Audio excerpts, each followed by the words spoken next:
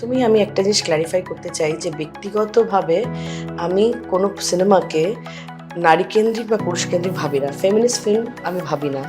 আমি যেটা ভাবি বা আমি বিশ্বাস করি সেটা হচ্ছে সিনেমা দু রকমের হতে পারে। একটা হচ্ছে ভালো সিনেমা আর একটা হচ্ছে মন্দ সিনেমা।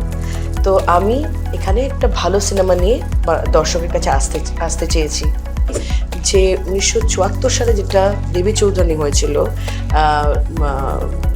সুচিত্রা সেন যেটা করেছিলেন, যে এটা 50 ইয়ার্স অফ সেই দেবী চৌধুরানী, অলমোস্ট আমরা 50 বছরের ট্রিবিউট তাকে দিচ্ছি।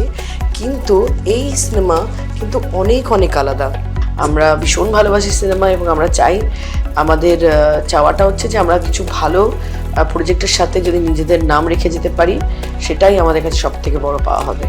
আমরা যার ব্যাপারে আমরা মানে দ্বিমত আমাদের কারোর ছিল না, সেটা ডিরেক্টরের পক্ষ থেকে এবং সেটা প্রডিউসারের পক্ষ থেকে, সেটা হচ্ছে বুম্বাদা। Of course he is legend. অনেক সময় অনেক নেগেটিভ কিছু পাবলিসিটিও হয়েছে, তো সেইগুলো হওয়াতে যেটা হয় আমাদের একটু অসুবিধা শুরু হয়। অনেকের মধ্যে সন্দেহের দানা বাঁধে যে এই সিনেমাটা তো হবে কিনা। তো সেইগুলো তো একটা বড় রকমের চ্যালেঞ্জ ছিলই আমাদের কাছে। প্রথমবার করছি, অনেক কিছু শিখেছি করতে করতে, অনেক কিছু নতুন জেনেছি। এই সিনেমা, এই গল্পটা এখনো ততটাই রেলিভেন্ট যতটা তখনকার দিনে ছিল।